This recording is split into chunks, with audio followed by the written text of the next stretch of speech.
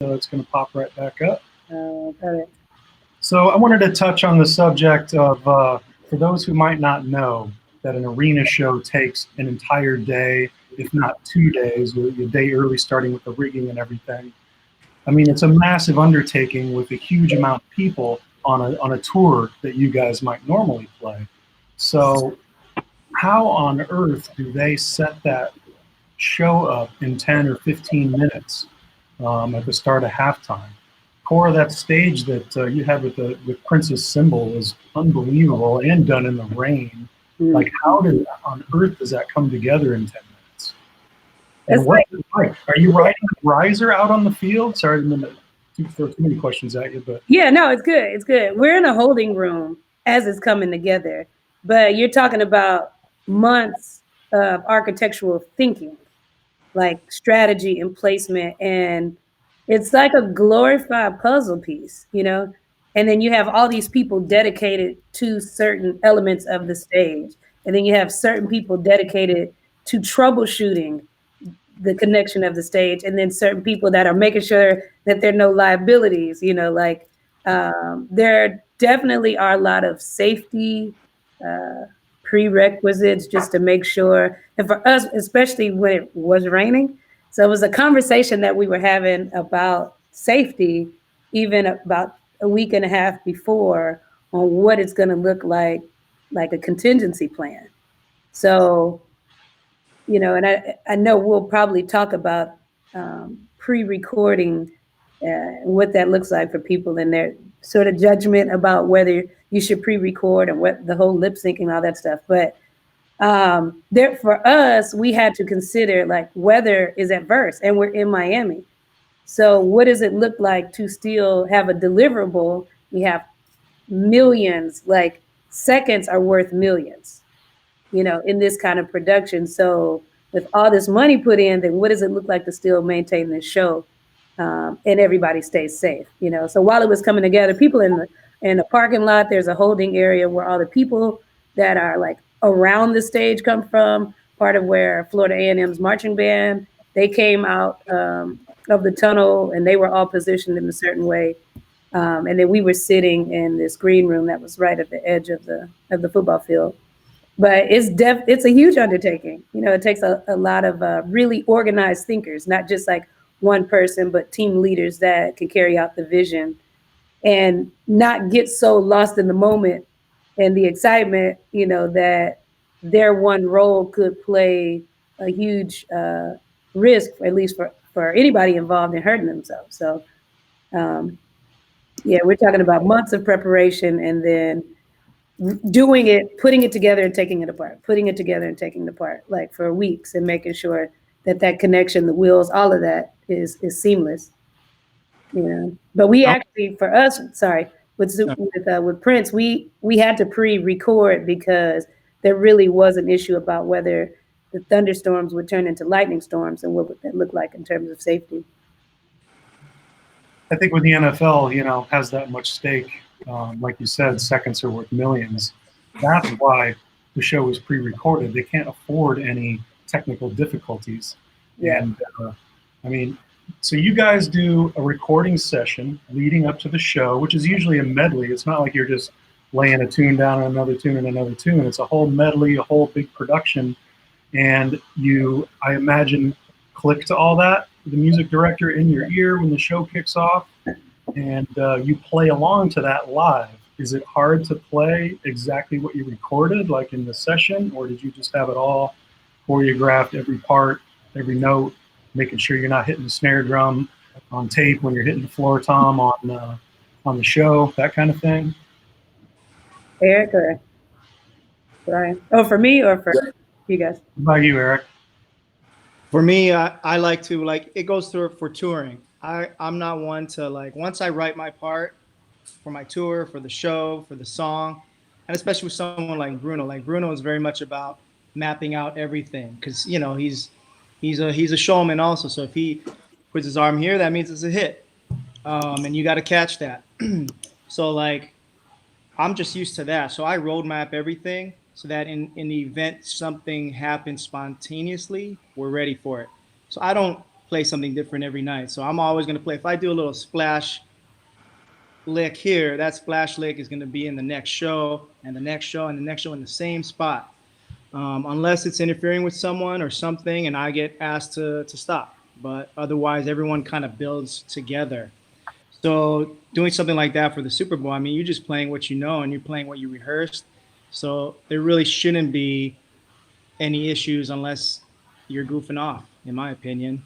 And don't overplay stuff that's not necessary. Then you're not going to have to worry about missing something that wasn't there in the first place. That's just Well, is that what makes you guys so special? Is you know how to play for the gig? Is that why you get all these big gigs? That you know how to support the artist and not overplay and still shine at the same time?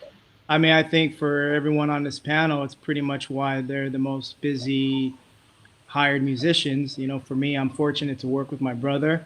But that's how I was taught. That's how I was raised. You know, I worked for my family. It's like, hey, this is what you play. You play for the song. And, you know, obviously when you want to entertain your friends and other musicians, okay, open up a little bit and have some fun. But in reality is the paying customer or the viewer for the Super Bowl, they're not caring about this triplet that I can do here or this, you know, over the bar fill. They care about being entertained and hearing the hits and being excited about hearing the songs the way they know it, you know, and most people want to hear the radio version, even though it's kind of boring for us. But that's the songs they gravitated to, and that's why they put our artists on the map, and that's why they're buying records, singles, etc. So like, you got to give the paying viewer or customer what they want, you know. Man, that's a great point, honestly, because I think when you really look at it, some musicians, and this is just some may look at the end result. Cora, who she's playing with, Eric, who he's playing with, they may look at the end result and say, "Hey, that's what I want to do." But there's a choice that you have to make. You're actually saying you want it to be a hired musician. So a hired musician then plays whatever the artist wants. Like, I've been with some artists that just want drums all over the place, like play all over top of everything. Give me more, give me more. Then I have to become that. Or there's some, you know, like Madonna, she's like, that don't sound like exactly like my record. Right? So like, I don't even like the timbre of the snare. Like, and so then you have to adjust accordingly. So I think just in the big picture, work for hire is work for hire. Sometimes you have the liberty to do what you want, sometimes you don't, but there's still an art that each extreme is putting in it. And I would just like to say that respect to everyone who's able to interpret someone else's music the way that they feel. And if you want to be an artist, then go ahead and, you know, be a solo artist, and that's amazing too, and put out your own music and all of that. But just talking about this lane, I would just like to point that out, that these guys are great at interpreting someone else's. It's actually harder for me to interpret someone else, what feels good to them, to eat it and then have it a part of my nature. Like, that's constantly trying to grow. So just, you know, I just want to say that. I think it's fascinating when you say that too, because, for example, how you just said how you eat it. Yeah, when I listen to like something you might play or Cora might play or some other, you know, musician, and it's like, wow, how did they conceptualize that and then translate it on the kit? You know, because my brain, my mindset would not have thought of that. But I think that's what's beautiful about music. And like you said, to piggyback off what you just said, like, yeah, what I just said earlier, that's for my gig, it's for some of these guys' gigs, but it's open for interpretation and it's respect for the craft, but also respect to all musicians out there that, you know, there are a ton of drummers that can wipe me under the table, and that's fine. That's why we're supposed to build off of each other and encourage. And so for me, it's very inspiring to watch other people, even when I know Brian, you see it, I know Corey, you see, when they play some of your stuff and it's like, wow, okay, that's a cool interpretation. I didn't even think about that. Sometimes I'll take stuff from them, and I think that's cool. Yeah. And as long as we all can have an open mind as musicians, I know we're talking about the Super Bowl gig and what it took in preparation, but just to cover that, because I think it's important for young musicians now to know, like, hey, whatever your skill level is, you know, it doesn't matter. It's what matters is your love for the art, the craft, and as long as you play from right here, the heart, You know, Absolutely. that's all that matters. So the entire Absolutely. field gets filled up with people, it seems, whether dancers, choreographers, marching bands, Back to the Super Bowl. Like, what's the set the scene for me? Because where are all those people coming from? They're not all just hanging out backstage. No, they're in the tunnels. And when I was going to interrupt Cora, because she was talking about how they have all these people in place, I believe they have it timed so that these guys can build that stage audio, all the effects, everything, pyro in 7 minutes. I think Right. that's what I heard last. It's like 7 minutes to Yeah. put all that together. Commercial break, present a show, and then 7 minutes or less to break it down. Yeah. And these guys are all in like the tunnels where the players come out, like, and there's, you know, several tunnels. So it's just like you watch, like, if you're up in the stands, I'm sure it looks like ants just come, Totally. you know, pushing the carts. Where you said building a stage in an arena, yeah, the guys kind of take their times. Carpenters build it, then they put it in place. I mean, this stuff's like, boom. It's actually amazing to watch. It's like a time lapse, Yeah, it's like a time lapse, but in that's real time. I did 2 time lapse for Justin and for this Shakira last one. Yeah. And my tech had it on the front of the cart. And he just rolled it out, and you just see it. I'll send it to you guys, and you just see the sea of people just come out, just like you just said. So And it's like, don't move out the way. We're coming through. Oh yeah. You know what I mean? That's got to be one crazy ride out from the back. Were you on the riser while all this is going on, just trying to get in your headspace while the total madness is taking chaos around you? we couldn't be on the riser. We I had to wait until the very last minute. And we had all these raincoats on and umbrellas. And even at one point, we had to release all of that and just be like, hey, it's raining. Like, let's just go. You know, but the kid is all set up. And once they give the green light, we're literally at like a 2-minute countdown before the downbeat, you know? Yeah, for safety, we couldn't be on until the very last minute. My tech, just to clear that up, that's a great, thank you, Cora. But my tech had it on the front of my riser, so I didn't get a chance. I just lived vicariously through the video. So I just act like I rode on it. Yeah, it was incredible. I did keep a camera view with me with B, and I haven't done anything with the footage. We'll see what happens. But I brought it with me the whole way up the stage, and then I set it down so you can see like my whole performance, you know, from the floor. There's this, you know, camera angle that's pretty cool. So I've edited with the actual content. So it's cool to see. There's one part where I throw my drumstick up, just being me, and I caught it. It was like, oh, looking down. And you know, like even to have a shot, like you guys got great shots, like get great camera time, and it really is worth millions, you know. So it's cool to be able to see yourself on the screen, you know. Yeah, I was so mad. The last one with Beyonce, I brought a GoPro up. Yeah. You know, and they were pretty strict, like with the NFL, like you kind of got to maneuver your own personal stuff around it. So I snuck the camera in, had it clipped in on, thought I had push record. We had a seamless performance. It was like, one, you get off stage, you're like, hell, we killed that. Go back, wasn't even recording. I'm like, oh man. Oh, no. And it would have been like that footage you have, Brian, you know, right there, that perfect shot. I was like, man, happy birthday, Brandy. Happy birthday. Thank you. Happy birthday, Brandy. 29 again. Yep, 26. All right.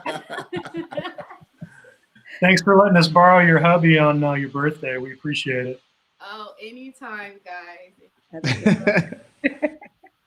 Did you guys learn anything from the first performance that you took to make the second performance easier? Or Brian, maybe the third performance in your case? What did you learn the first time that helped you the second time? The first time, man. See, I could be a little candid on here. The first time was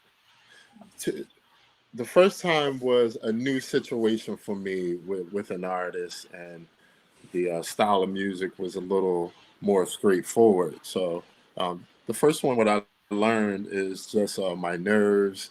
When I opened up the window, I'm at the hotel, I opened up the window that morning, and I hear that they cut off the airspace, like nobody said, no fly zone, and I see helicopters, military helicopters flying outside my window, sitting on the side, and it was just really, I was just really a nervous wreck, man. Like honestly, and that was me. It wasn't really the plan or the setup or anything. But what I learned going into the second one, which was a little more true to me, style of music. What I learned on the second one was just to enjoy myself, and just knowing the amount of the amount of connections, the amount of business deals, the amount of people that you touch and encourage was going to be massive. So I just enjoyed myself on the second time around. Yeah. Cora, Eric? For me, I was definitely nervous. The first time, it's just a lot to digest, you know? And, you know, a lot of times people think, hey, Andy. Hey, Andy. Eddie. But people think like, you know, like Eric, you saying, you know, people can play circles around. There are plenty of cats that can play better than me or whatever, but it's way bigger than that. You know, it's way bigger than chops. It's way bigger than whatever. It is relationships. It's a lot of trust that, you know, that you settle in. Like, I appreciate how people feel about me. I appreciate the regard, but I am not like I'm not drums. Hi, I'm Cora, I'm drums. Like you have to like separate yourself so there's a level of humility that just resonates, and which is, you guys are totally that, but there's a point where it's like, who cares if you can do a million chops, you know? Mm. And having, you know, the opportunity to play arenas, what it also helps you do is think about, what am I going to play that will translate to the person at the top of the arena? That's And real. you know what I mean? And as slick as this might sound, it's going to sound like mud halfway up. Come on, Corey. You about to make me shout. And it's something to consider, especially because YouTube makes gospel chops, all these things, and, you know, rock drumming, all double pedal, all that stuff is great, but it has a place. And I think that is what takes you to levels, higher levels of professionalism, is when you know what works where, you know? So with Prince, it was like about capturing the essence of the music, like you talked about, Brian.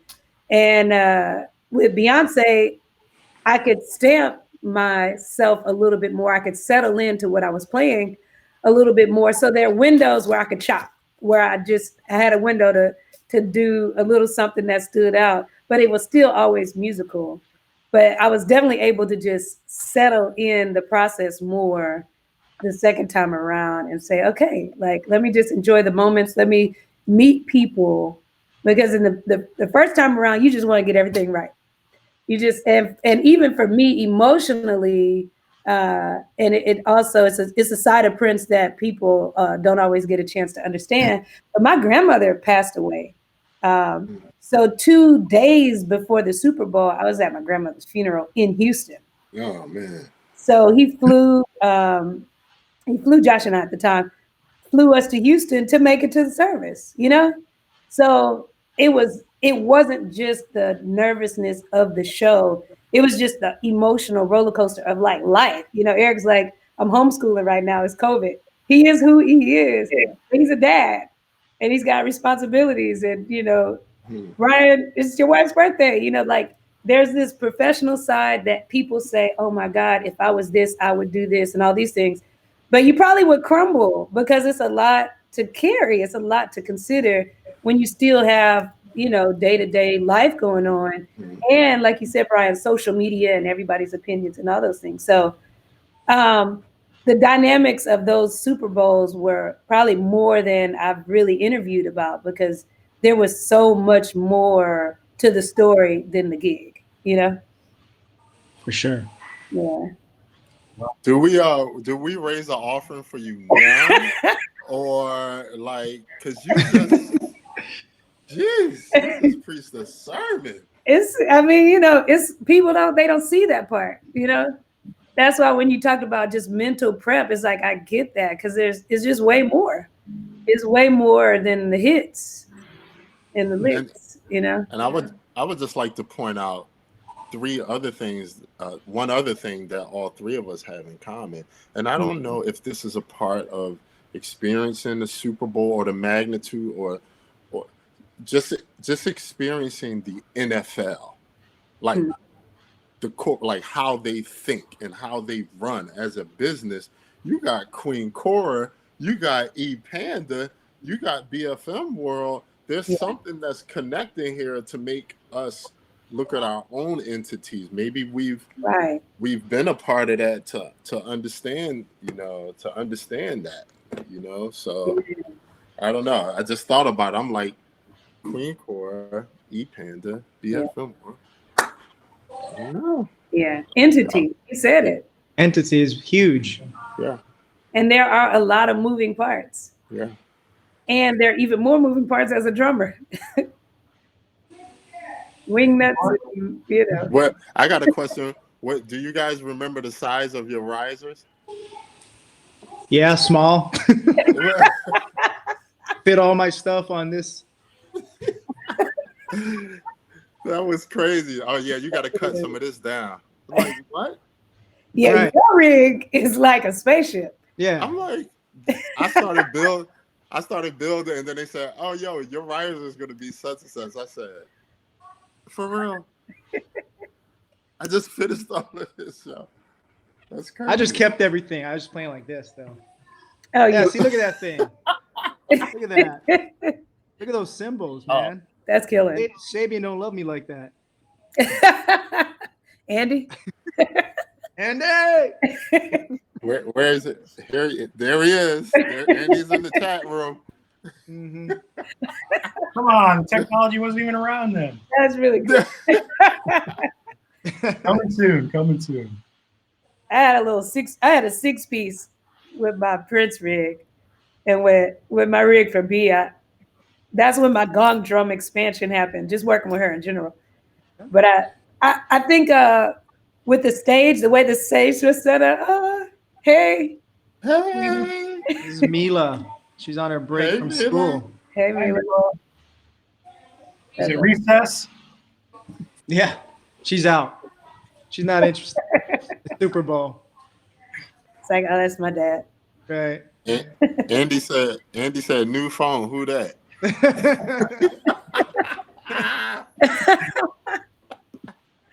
Hilarious.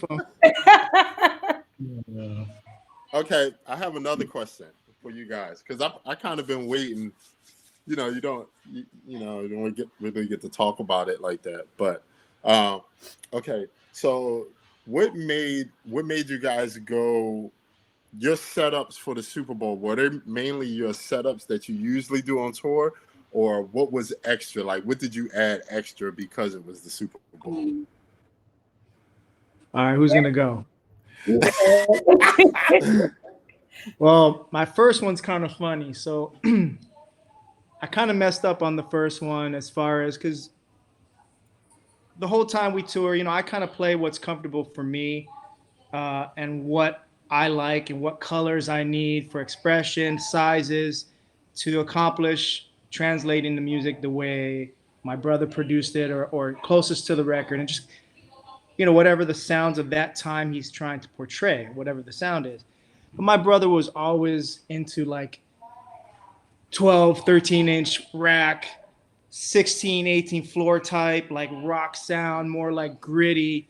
So for some reason, we rehearsed it, like I said, on tour. I'm playing my normal stage kit, but for some reason, right before the Super Bowl 48, the first one, I was like, you know what? I'm going to make my brother proud. I showed up with a 12-inch tom, 18-inch floor, deep, fat snare, and he comes and he's like, the fuck is this? What are you doing? And I'm like, bro, I thought I was gonna make you like proud. Like this is our big moment, our biggest stage moment. I want to give you the sound and record the sound that we're gonna have. And he's like, yeah, but I'm used to hearing these like these, your 10-inch tom, you're 8-inch tom, and the Splash is like, what are you doing? And so I screwed that one up in the beginning, thinking I was trying to like be proactive and like actually make him proud, because I was proud. I was like, shit, he got us to the biggest stage, you know, and as a team together, we kind of like, we built this thing, and it's like, we're going to play the biggest show. So I was like, let me just give a little something to him, when in fact, he wanted me just to be me.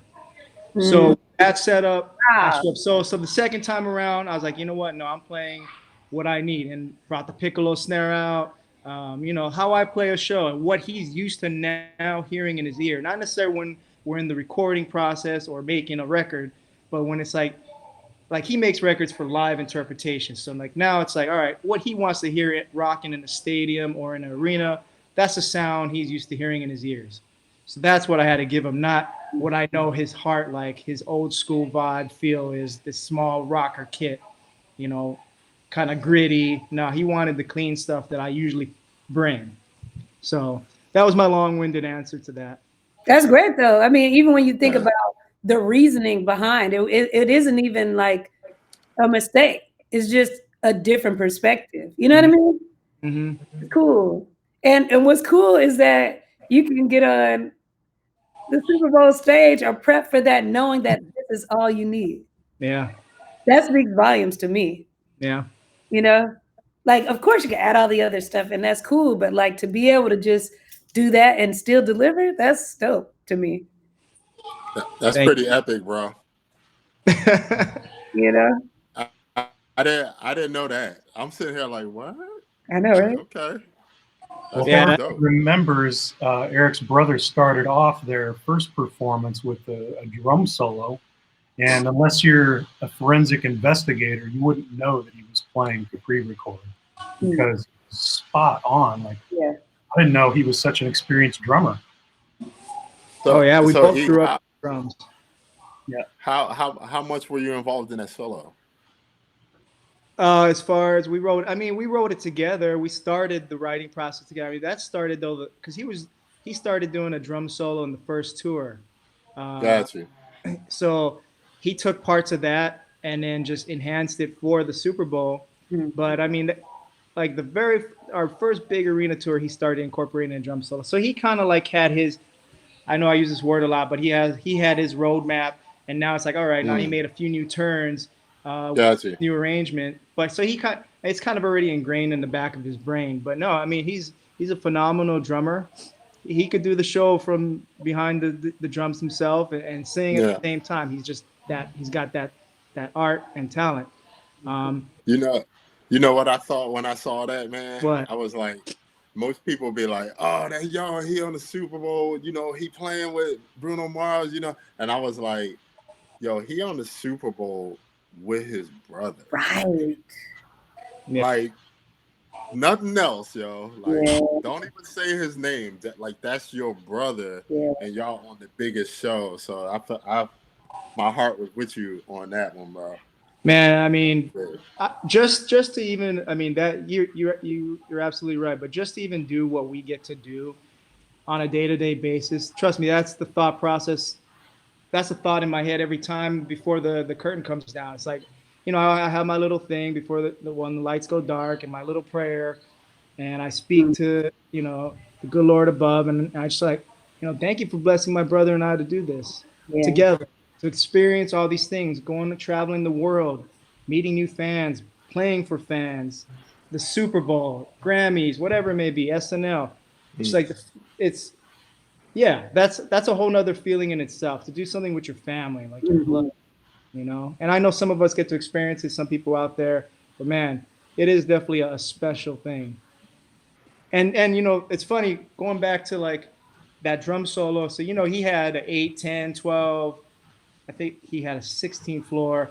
But the joke between us then was when I came with my little rock kit, he's like, yeah, see, check this out. And it's like, thud, thud, you know. And so it's like, that was the joke between us. Like, yeah, my kid's going to sound better than yours. And that little brotherly love. But it was fun. Yeah. So good. Hey, Brian, you had to kind of tutor Shakira for her little drum performance in the middle of the last show, didn't you? Yeah, yeah, just a little bit. I mean, she can play. She can hold it down. You know what I mean? So you got to be able to do that. But she can hold it down. She got her spice, and she likes the way. She got it. I didn't have to do much. I don't at all because that's her. That's her song. She knows how it feels. Brendan Buckley plays the hell out of that stuff. You know what I mean? So, but yeah, she was good, man. She just, Did y'all like play a little bit together, just in rehearsal, just fooling around? yeah, it was, you know, what I noticed about this Super Bowl? This was the first Super Bowl I've done that I wasn't actually touring with the artist, and it was very, very different. Like the other two, I was prepping for tours. Like you guys, I was prepping for tours. I had a relationship with them. But this one, you know how it is, guys. The dancers will be off rehearsing somewhere else. The band will be somewhere else. So we didn't really get much interaction. Which, I mean, we talked a few times about what she wanted to use as far as drums is concerned and cymbals and sticks, but we didn't really get a lot of playing time together. Yeah. I wish we could though. I already had a beat that I was ready for. I was like, she gonna like this one, but we didn't get the chance. It's really cool to see the headliners, wanting to be involved in drums, and marching bands are half of the performance as well. It's just cool. It was crazy. Lifting us up.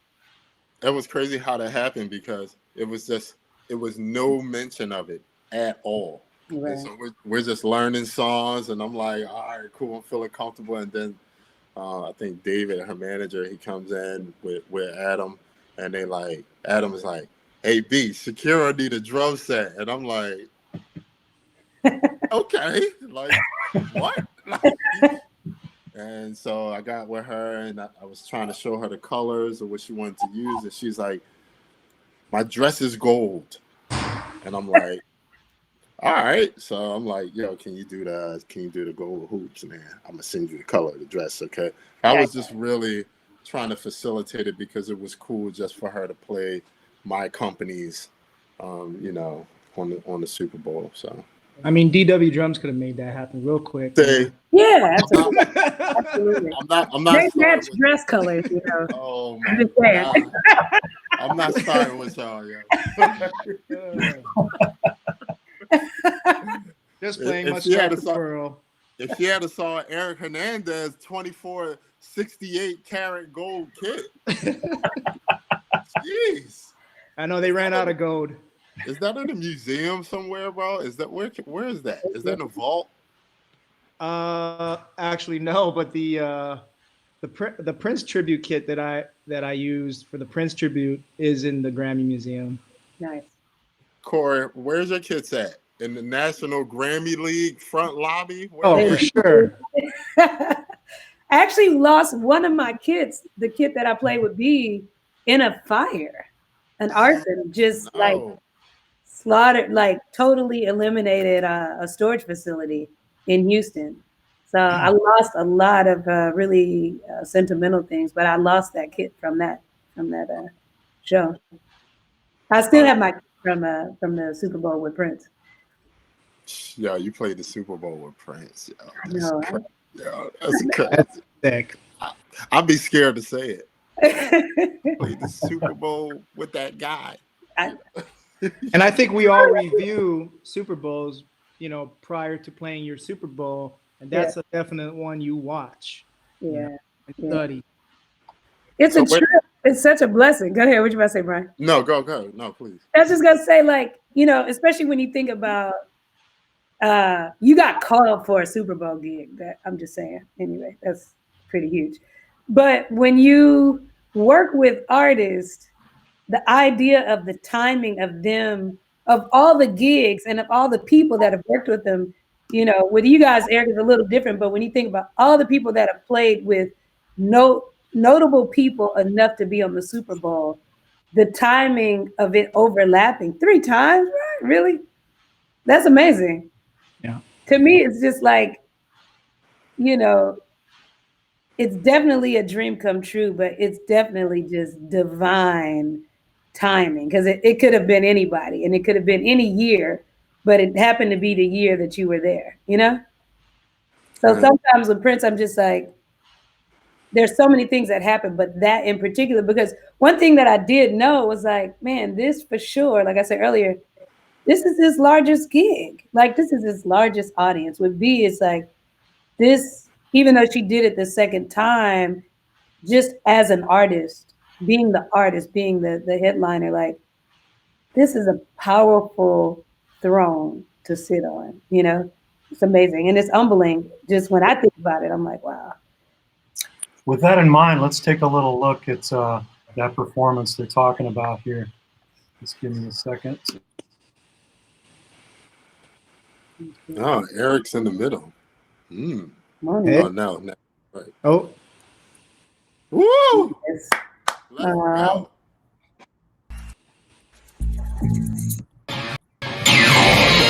Nature is dropping. That was so special.